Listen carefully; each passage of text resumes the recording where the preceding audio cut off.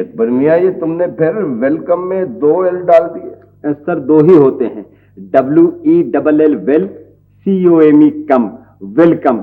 जनाब आली, मैं 7वीं जमात तक पढ़ा हुआ हूँ, 1 एल कैसे हो सकता है? मेरे मोहतरम, ये जिन लोगों की जबान है वो मुझसे और आपसे मशवरा नहीं लेते। इसे ठीक कर दीजिए, इनायत होगी। और ये ऊपर वाली लाइन को जरा बोल्ड कर दो। सुर्खी को इबारत से हमेशा जुदा होना चाहिए, समझे? शाबाश, जा मेरा बेटा, जल्दी कर दे, 5 बजे डिलीवरी देनी। शाबाश।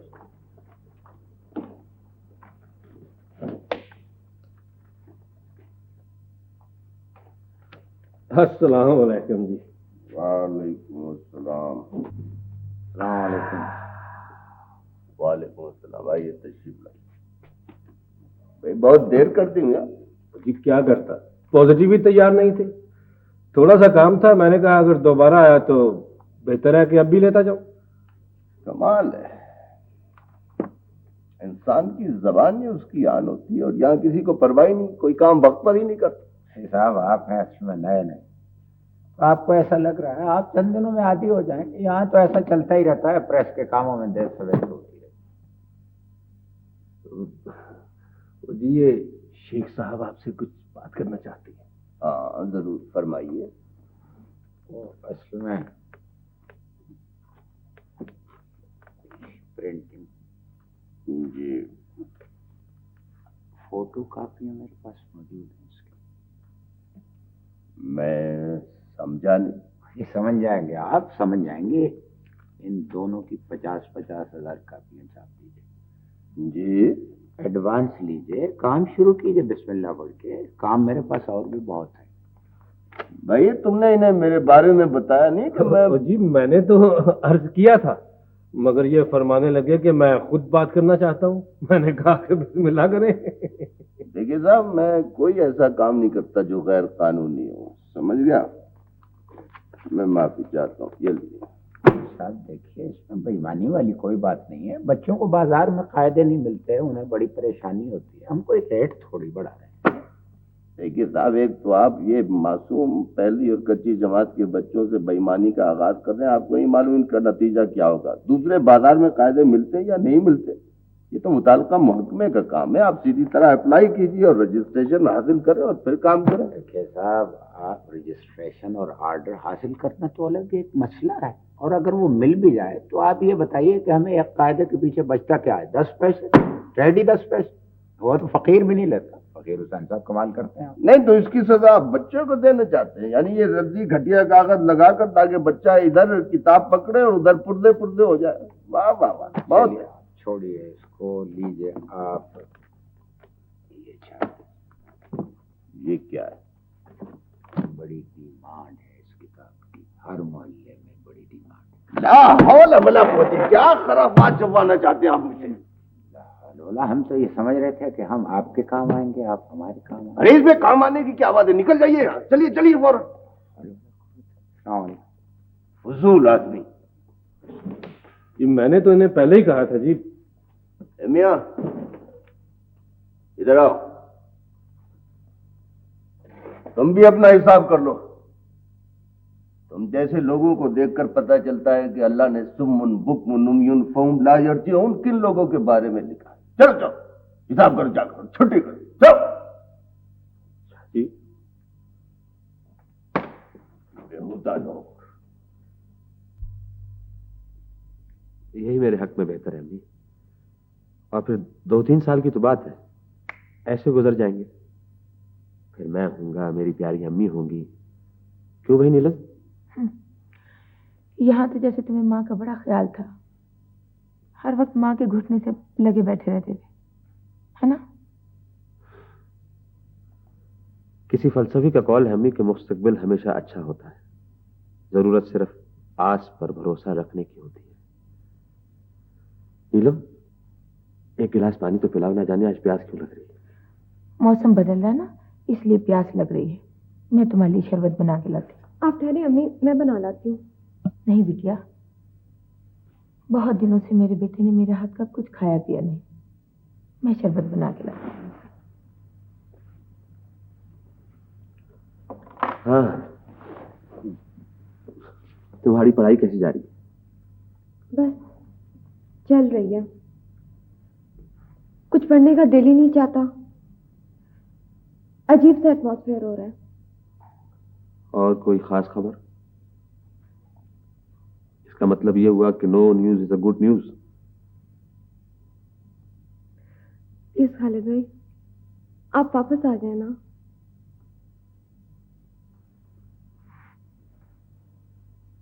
देखो नीलम,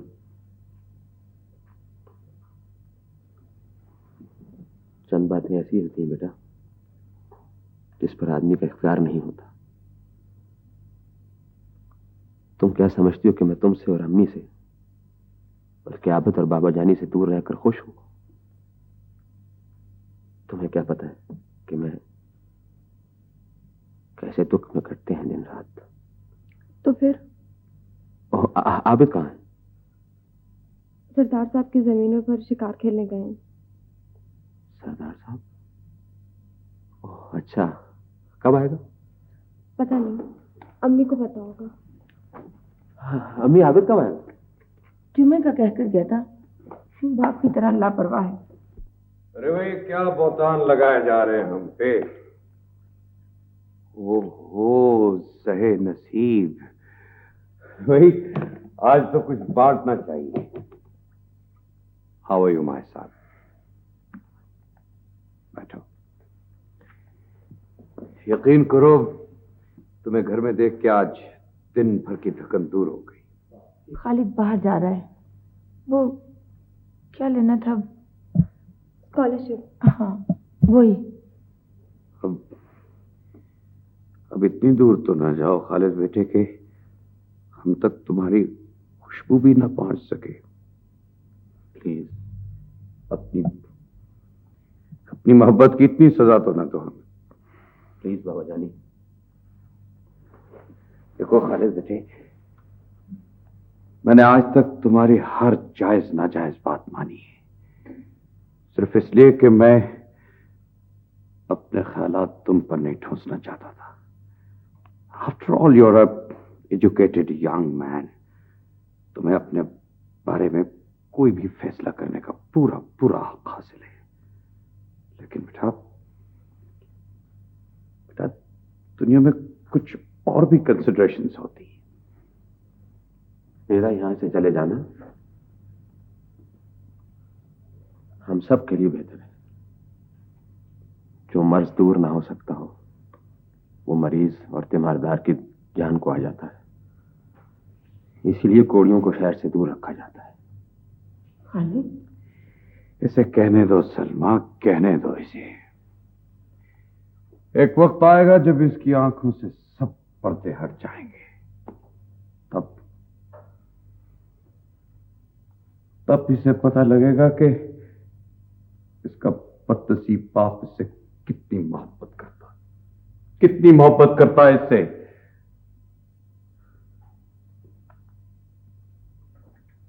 बाबा, इसका मुझे पता है, लेकिन बात आपकी मोहब्बत की नहीं। मैं तो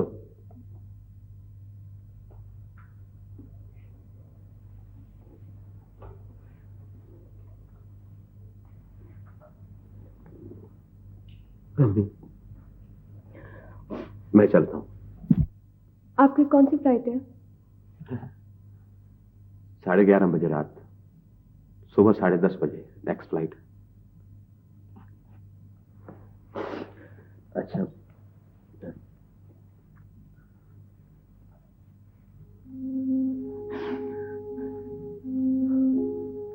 बाबा,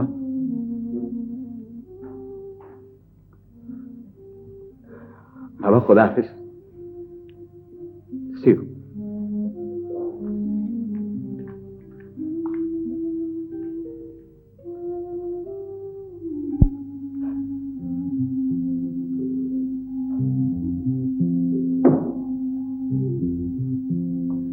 ये भी अच्छा। अहमद, हाँ सलमा, खालिद का कुछ वक्त के लिए हमसे दूर रहना ही अच्छा है। इस कुएं में रह के उसे समुद्र की वसअत का अंदाजा नहीं हो सकता। उसे दुनिया देखने दो, उसे देखने दो कि दुनिया किधर जा रही है।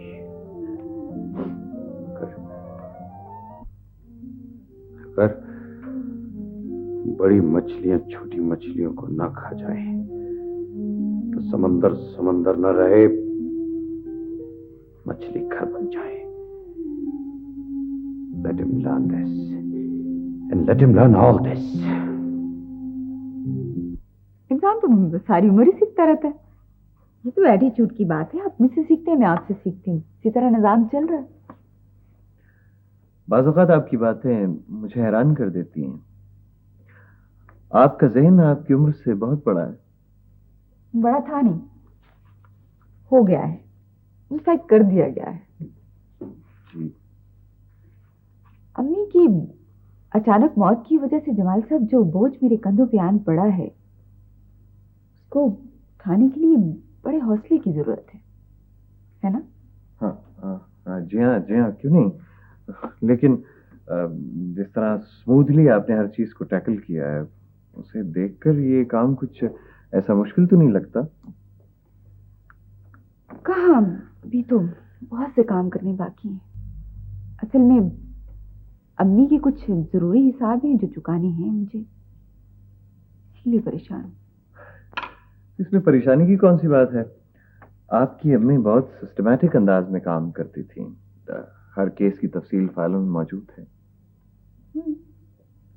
तो है, इन कुछ केस ऐसे भी हैं जिनकी वजह से फाइलें भी मदद नहीं दे रही। हैरत है, मेरे सामने तो वो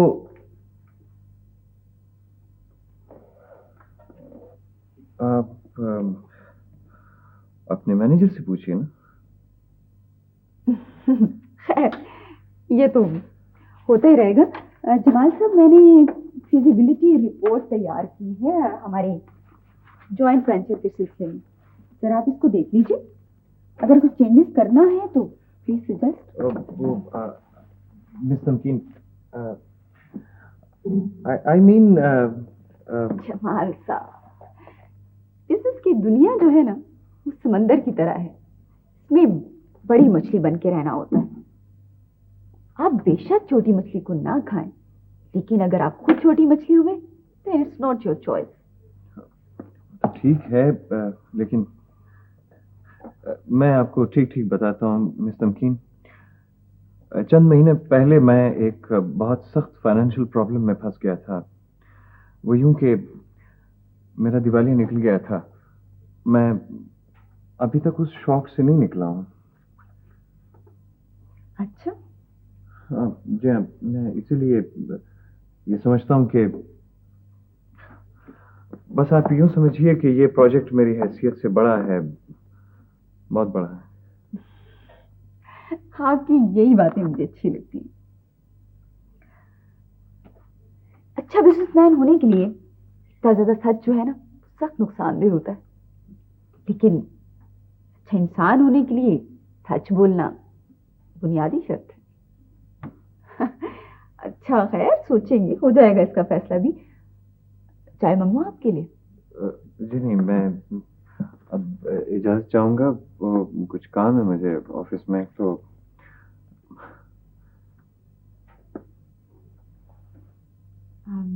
ठीक है। जमाल साहब एक बात है जी। मुझे जो आदमी एक दफा अच्छा लगता है ना तो वो लगता ही चला जाता है। पता नहीं क्या चक्कर है मेरे साथ।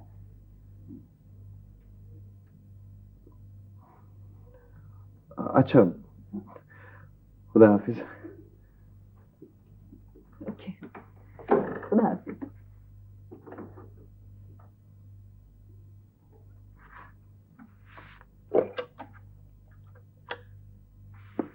जाफर साहब जरा अंदर आइए।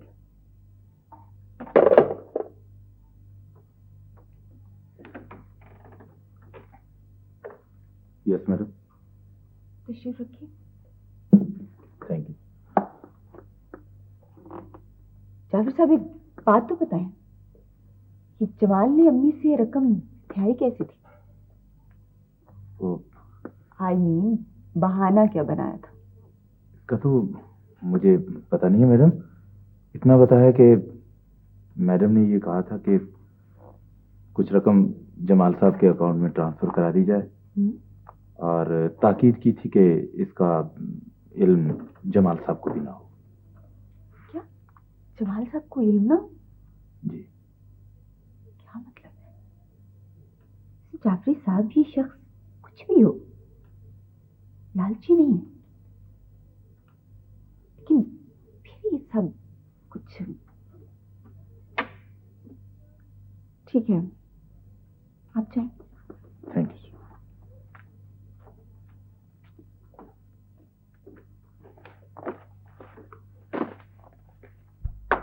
साहब जी वाड़ा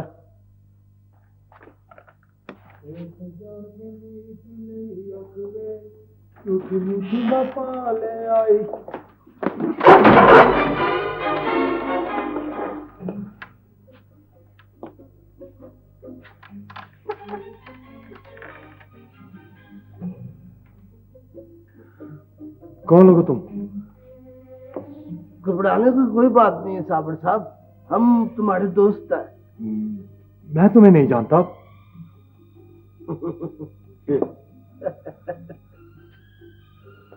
क्या दुश्मनी है तुम्हारी मेरे साथ?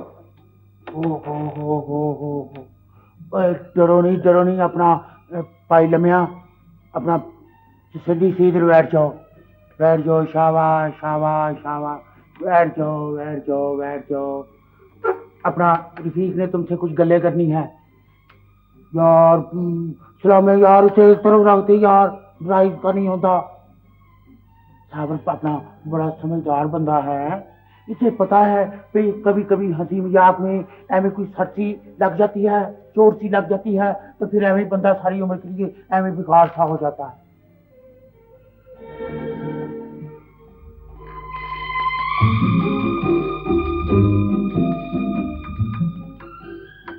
बस्ती मुराद में सरदारों की हवेली में किसने आग लगाई थी? बस्ती मुराद? कौन सी बस्ती मुराद? अभी जब थोड़ी देर बाद तेरी जली हुई लाश मोहल्ले वालों को मिलेगी ना, तो तेरे सारे साथियों को 1 मिनट में पता लग जाएगा। जरा हमें जी उस्ताद जी। डब्बा दे पेट्रोल का। अच्छा जी। ओ ठहरो, मैं तुम लोगों को नहीं जानता। सरदारों को तो जानते हो ना? कौन सरदार? ओए बंदे का पुत्र बन जाए साबरा। अपनी चर्बी का तेल निकलवाना चाहता है। मगर मुझे तो पता भी नहीं। तू इस तरह नहीं मानेगा, इस तरह नहीं मानेगा। लामे साहब जी, इसी रस्सी से बांध दे इसको चारपाई के साथ।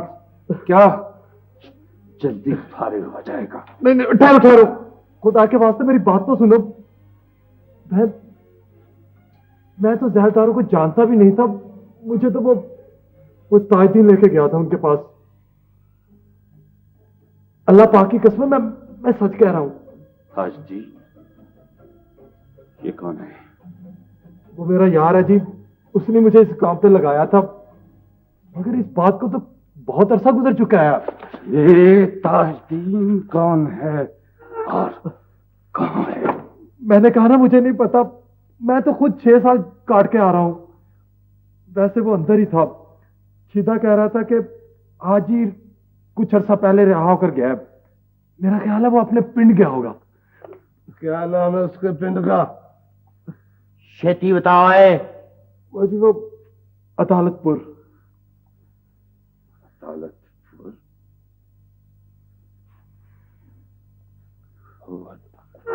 अदालतपुर तो अदालतपुर वो दरिया के पीछे।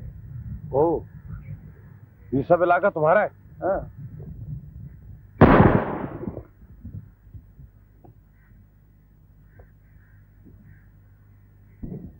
जमीन तो जितनी भी हो थोड़ी लगती है सही। वैसे शहबाज तुम्हारा निशाना बहुत अच्छा। मैं साल की उम्र से चला रहा हूँ। निशाना अगर अब भी सच्चा ना हो तो फिर लानत।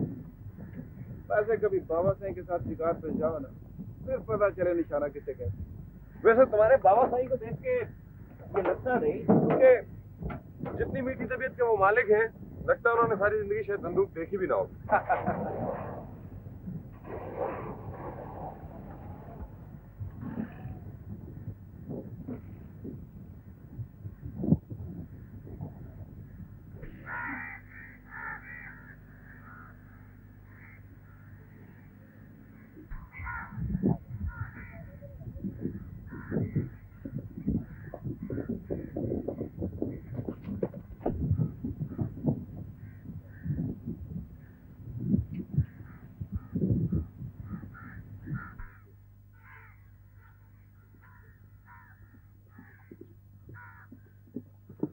यहाँ की दुनिया बड़ी अजीब है आबिद। कभी कभी तो ऐसा लगता है जैसे टाइम मशीन के बारे में पढ़ा कभी? रिमेम्बर मैंने एक फिल्म देखी थी, उसके बारे में, टाइम मशीन के। उसमें वो टाइम में आदमी कभी आगे चला जाता था, कभी पीछे। एग्जैक्टली, बस यूं समझ लो कि हम भी टाइम मशीन के किसी सफर में हैं। ये हमारे घर, देहात, मज़ारे सदियों से एक जगह रुके हुए हैं। यूं लगता है जैसे नस्ल दर नस्ल सिर्फ नाम और चेहरे बदल रहे हैं, लोग असल में वही हैं। You are very right. मैंने खुद देखा है कि यहाँ की लाइफ बहुत स्लो है। Life is very dull. उससे कहीं ज्यादा जहरीली और काटने वाली है। Forget it यार। अब तो सारी दुनिया शहरों की तरफ जा रही है। तो तुम्हारे बाबा साईं भी तो अब अक्सर शहर जाके ही रहते हैं। अच्छा खैर छोड़ो कहीं। अब ऐसे करते हैं, कुछ देर आराम करते हैं, कुछ खाते पीते हैं। पहले दिन इतना काम करोगे थक जाओगे, फिर बोर होगे। Okay okay okay okay sir.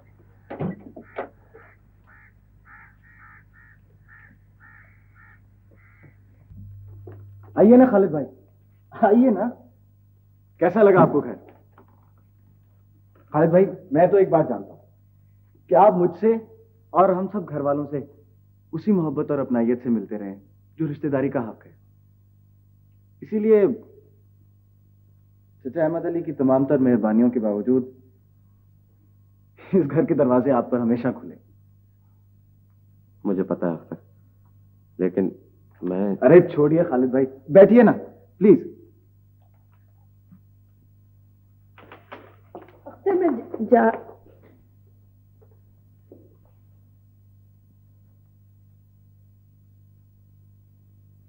बहुत खूब, बहुत अच्छे। मुझे तो बहुत तमीज सिखाती हो। और अब घर आए हुए मेहमान से सलाम दुआ लेने की भी तौफीक नहीं है। अच्छा अख्तर, मैं चलता हूँ यार। अरे खालिद भाई, आप भी कमाल करते हैं। भला ये कोई बात है कि आदमी किसी के अमाल की सजा किसी दूसरे को दे दे हैं? तशरीफ ले आइए मोहतरमा। हर वक्त का मजाक अच्छा नहीं होता। तो फिर आप ऐसा कीजिए कि मजाक का कोई टाइम मखसूस कर दें। मेरा ख्याल है कि मैं चलता हूँ। मेरी वजह से आप लोग खामखा आपस में। ओहो खालिद भाई, क्या हो गया? तुम्हें पता सीधा, ये तो आ ही नहीं रहे थे। मैं इनको इतनी मुश्किल से खींच खींच के यहाँ पे लाया। तो किसी को मजबूर नहीं किया करते ना। सईदा ठीक कह रही है अख्तर। मेरा आप लोगों के आना मुनासिब नहीं है। पता नहीं कैसी बातें आप दोनों कर रहे हैं, मुझे तो समझ नहीं आ रही। मुझे लगता है कि तुम्हारा तो इनको चाय पिलाने का इरादा कोई नहीं। मुझे कोई कोल्ड ड्रिंक लानी पड़ेगी। मैं अभी आया। अच्छा आपने जाना नहीं? मैं अभी 1 सेकंड में आ रहा हूं।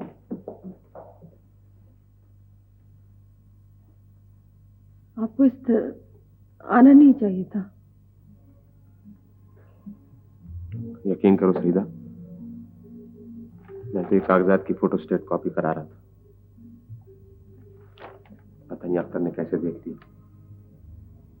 और मैं तो मुल्क छोड़कर जा रहा हूं। मुझे स्कॉलरशिप मिल गई।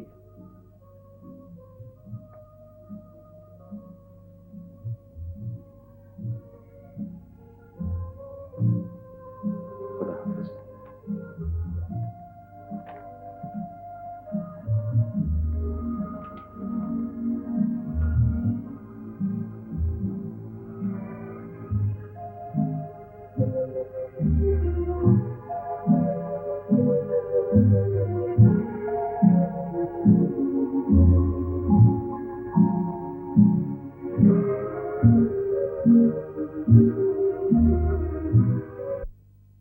छोटे बाबूजी, हमारी सिफारिश करके एक 50 का नोट एडवांस दिलवा दें। मेरे बीवी बच्चे साले ससुर सब के सब बीमार हैं जी। ये बात तुम जाके अब्बू से करना। जहां तक मुझे याद पड़ता है, तुम तो इस महीने की सारी तनख्वाह एडवांस ले जा चुके हो। जी बात दरअसल ये है जी। काम करने। अरे आप यहाँ आइए, प्लीज तशरीफ रखिए, बैठिए ना। कमाल करते हैं, कुर्सी पे हम दोनों बैठ सकते। हाँ नहीं, कुर्सियाँ बहुत। कुर्सी लेकर जल्दी कर। नहीं कोई जरूरत नहीं है। मैं सारा वक्त ऑफिस में बैठे बैठे अच्छा लग रहा है मुझे खड़े रहना। दरअसल सब कुछ नया नया है ना जी, तो वो आप चाय पियेंगी? नहीं शुक्रिया, चाय मुझे अच्छी नहीं लगती। तो फिर कोल्ड ड्रिंक पी लें। यहाँ वैसे भी चाय अच्छी नहीं मिलती। नहीं कहा था मैंने। अरे भाई सीधा बेटी। अब ये मिस तमकीन है। अच्छा जीती रहो। वो हमारी फैक्ट्री के मालिक है। मिसेस अनीसा होती थी ना, उनकी बेटी। जीती रहो भाई। माफ कीजिएगा, मुझे आपको यूं मुखातिब नहीं करना चाहिए था। क्यों जी? वो दरअसल कुछ लोग वो अमीर और बड़े लोगों को तो और तरह दुआएं देते हैं ना। मसलन हुजूर का इकबाल बुलंद हो, हुजूर का साया हम पर सलामत रहे, अल्ताफ की नजर हो हम पर, वगैरह वगैरह। अब ये बिल्कुल इस तरह की नहीं है।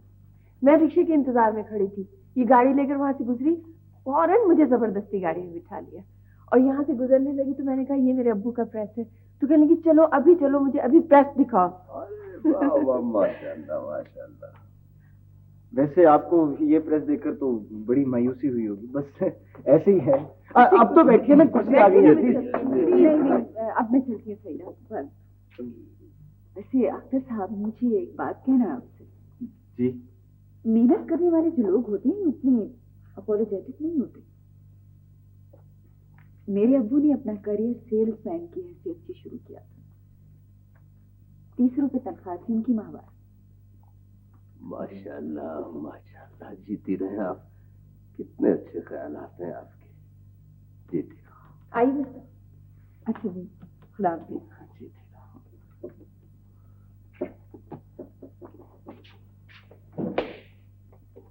भाई अख्तर बेटा, अच्छी लड़की है। जी जी जी। बैठ जाओ। हाँ जी।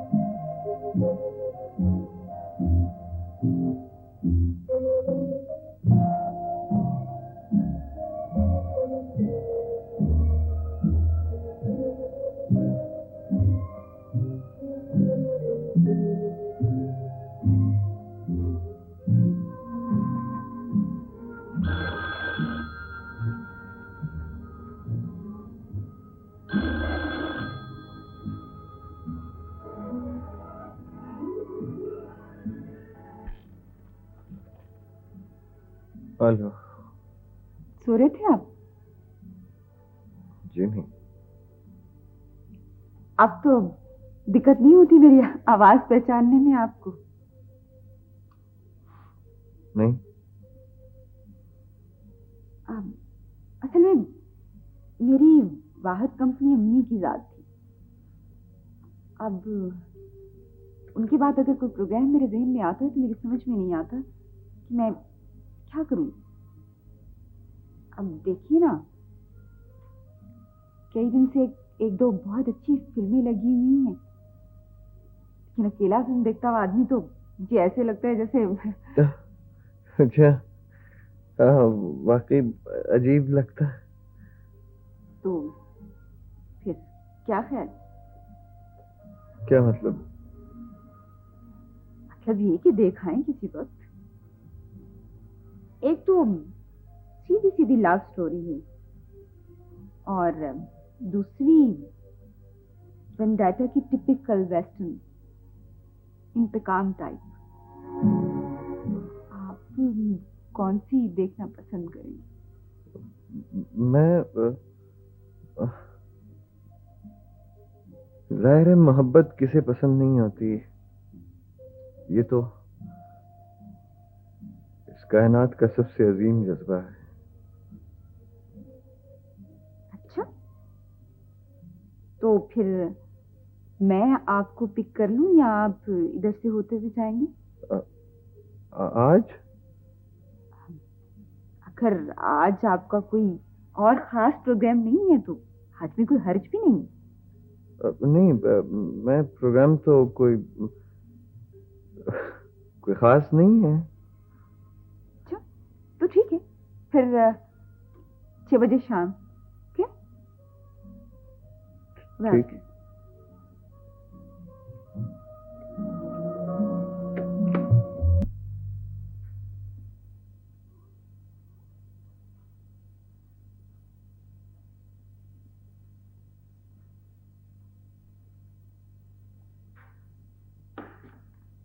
अस्सलाम वालेकुम सरदार साहेब। अस्सलाम वालेकुम जनाब इमाम। सही खैरियत तो है इतनी सवेरे सवेरे? हाँ सही, हाँ बिल्कुल खैरियत है। 16 आने खैरियत है सही। तशरीफ रखिए। बात कोई खास नहीं है और खास है भी। गांव को निकल रहा था सही, सोचा आपसे करते ही चलो। इरशाद। जरा ठहरिए। रे यासीन। जी साहब जी। भाई नाश्ता लाओ सरदार साहब के लिए। सरदार साहब, ये बताइए, नाश्ता पराठों वाला पसंद करेंगे कि विलायती? नासी नाश्ता तो करके निकला था, आपकी खुशी के लिए चाय का एक कप पी लेंगे बस। हाँ भैया, बस चाय लाओ लपक के। जी सरदार साहब, इरशाद। सही, वो आपका जो प्लाजा वाला प्रोजेक्ट था ना, वो मैंने सोचा है कि मैं खरीद लेता हूँ। आप खरीद लेंगे? मैं कुछ समझा नहीं सरदार साहब। नहीं, हम गांव के लोग हैं ना, वही सुपरस्टिशियस बैकवर्ड किस्म के, जरा जरा सी बात को अपने आसाब पर बस सवार कर लेते हैं। ऐसी हम है तो जहालत की बात, पर क्या करें, बुजुर्गों की दी हुई निशानी है, उनकी मरी हुई मिट्टी का तोहफा है, छोड़ा भी तो नहीं जा सकता ना। लेकिन सरदार साहब, वो प्लाजा तो उस दिन आप कह रहे थे ना सिंह कि आपने प्रोग्राम कैंसिल कर दिया है, तो फिर मैं कर लेता हूँ सिंह। लेकिन सरदार साहब, नहीं देखो ना, पार्टनरशिप तो मिल मिलाकर होती है। अब आपका हमारा आधा आधा हिस्सा था सिंह, आप पीछे हटते हो तो छोड़ दो।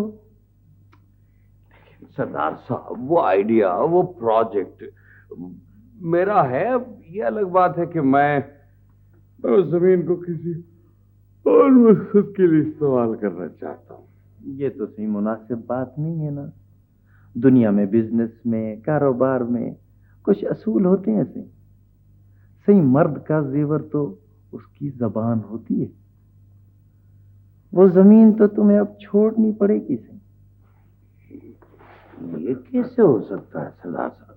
यानी कमाल है, आपकी हमारी पार्टनरशिप की अभी कोई कानूनी शक्ल है ही नहीं, और अगर हो भी जाए तो ये प्रिविलेज तो मेरा है ना कि मैं उसे कंटिन्यू करूं या छोड़ दूं। छोड़ो सही, छोड़ो, ऐसी बातें नहीं करते। शकरंजी पैदा हो जाती है सही आपस में, दीवार आ जाती है ना बीच में, शीशे में बाल आ जाता है सही। मेरे वकील ने कागजात तैयार कर लिए हैं सही, मेरे नाम की रजिस्ट्री है, बस उन पर दस्तखत कर दो। आप कर दो। देखिए सरदार साहब, मैं इस मौजू पे कोई मजाक पसंद नहीं करता हूँ। मैं तो किसी मौजू पर भी मजाक पसंद नहीं करता सही। सही, ना बात लंबी करता हूँ ना उसका कायल हूँ। वो जमीन मेरी है और मैं उस जमीन को किसी कीमत पर भी आपके या किसी और के हाथ फरोख्त नहीं करूंगा। उस जमीन पर तो मैं खुद प्लाजा बनाओगे, उस पर डबल क्रॉस करते हो हमें से। चलिए, यही सही। फिर कोई बात नहीं सिंह, ठंडे हो जाओ। झगड़े को तो मैं पसंद ही नहीं करता सिंह सिरे से। बाकी अपनी मजबूरी भी मैंने आपको बता दी है सिंह। एक बार जो हमारी जबान से बात निकल जाती है ना सिंह, फिर जिंदगी भर हम उसे वापस नहीं लेते, चाहे उसके लिए हमें किसी और की जिंदगी से क्यों ना खेलना पड़े।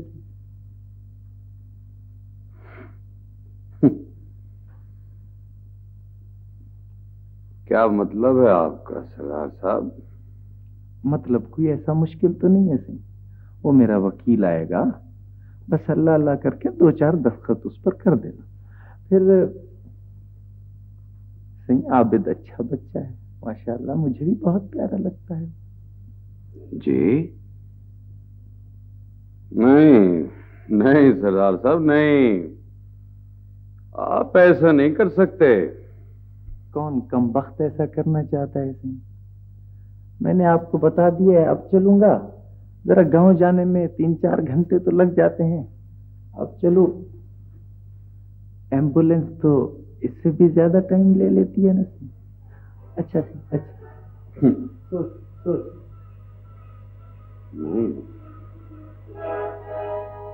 नहीं,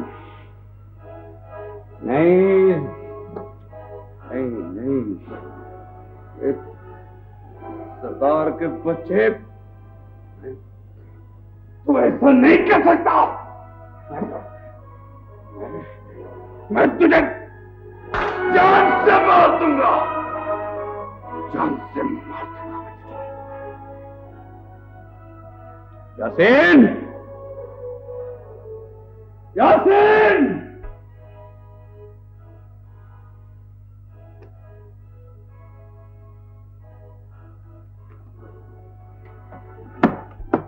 ये क्या कर रहे हो तुम? सरदार साहब हुक्म ऐसी तामील की थी मैं। अगर आबिद को इस तरह कैद करने की, वो तो सरदार साहब ने मामले सरदार साहब भी बेहतर जानते से सारे तक काम मैं सिर्फ अमल करा। उन्होंने आख्या जो बंद कर दो मैं कर देते बालो किसन जो खोल लियो तो खोल ले असा तो हुक्म दे गुलाम है बच्चा लियो। ओ नो नो, इसको खोल दो तुमने सुना नहीं रियासत, इसको खोल दो। मेरी इजाजत तुसा होंदे ना बच्चा लियो इहो कुछ करंदे जेड़ा कुछ मैं करना पिया।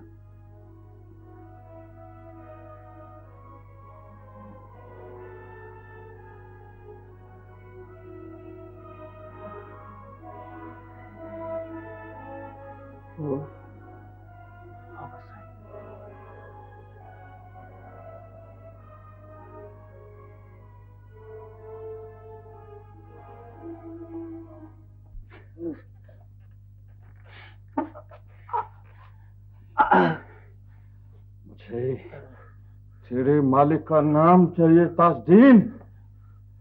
जबान नहीं खोलेगा तो अगले जहान में तेरा सारा खानदान तेरे साथ साथ सफर करेगा। नहीं नहीं नहीं साईं नहीं। आखिरी बार पूछ रहे हो ताजदीन? क्या?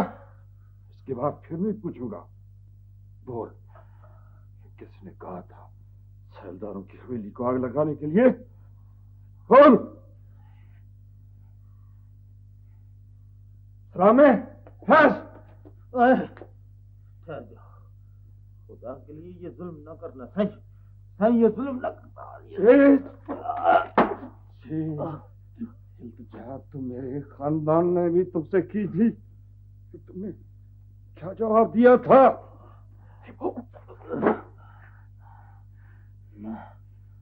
मैं बताता हूँ साईं, बताता हूँ।